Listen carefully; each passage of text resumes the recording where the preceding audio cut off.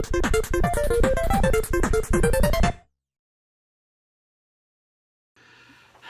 everybody, today we're going to be talking about Kabuki Quantum Fighter, which is a crazy game from High Laboratories that was released in North America in 1991. A month earlier in Japan. And Europe didn't get it until 1992. So we're talking about the tail end of the NES lifespan. Its original name was Jigoku Gokurakumaru. It's a 2D platformer game that some people would say is very similar to Ninja Gaiden 2.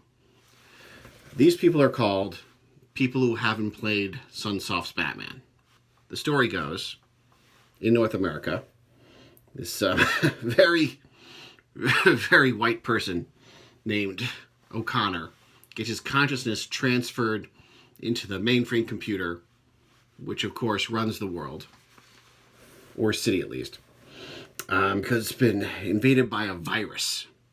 And so the entire game takes place inside the computer, and you're seeing an interpretation of what Connor sees. And his self-image has been turned into a Kabuki actor, which is very, very weird. Now, if we go to the original Jigoku, the person who gets into the machine is maybe half Japanese. So it's still a bit of a twist that he's so hardcore a Kabuki actor when he manifests in the digital realm. Yeah, it's totally off the wall in the North American version. Now the game does have introductory cutscenes, and so it has a story and it has a plot. It gives you a direction, a purpose for which to do all of your game stuff, which is great. The story in the original Japanese, it's a little more in-depth. They say that, the city was built on, not the gravesite, but the site of an ancient Japanese mystic castle.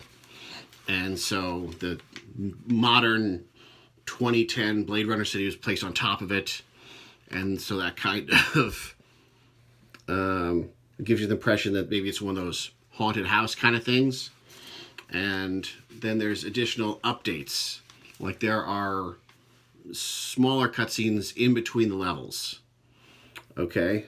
So, you get a bit more story. Like in North America, you're playing through it, you assume that this is all just one big computer, and you gotta get yourself from one side of the hard drive all the way to the other.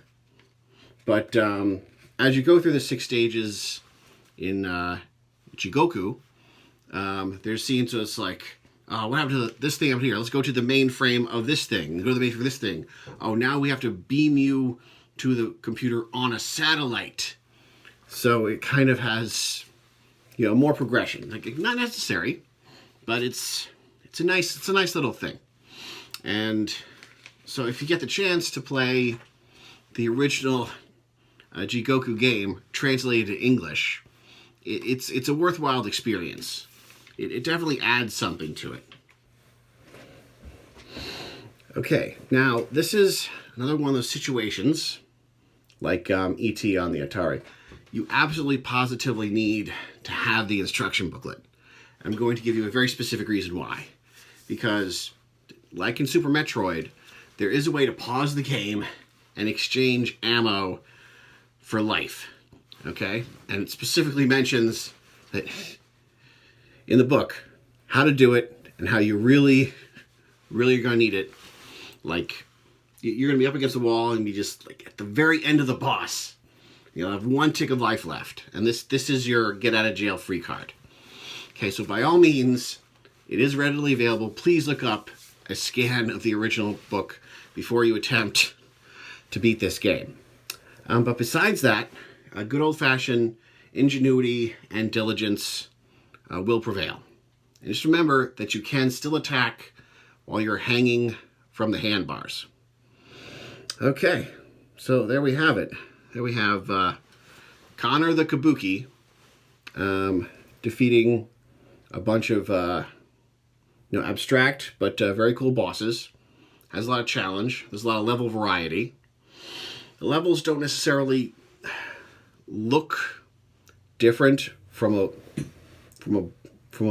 broad, a 100-mile view back. All the levels kind of look the same, but to be fair, when you play them, they're all arranged differently. They're different lengths, different sizes. They require different skill sets.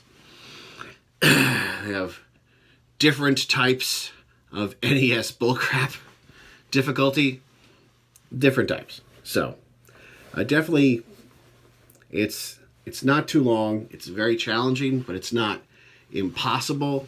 It's something good that if you did not get a chance to go back and do it in the day, this is definitely something that you can return to and get that old NES flavor, but on a new pizza. All right? So, with that, I really do have to recommend, first of all, do these things. Okay? And,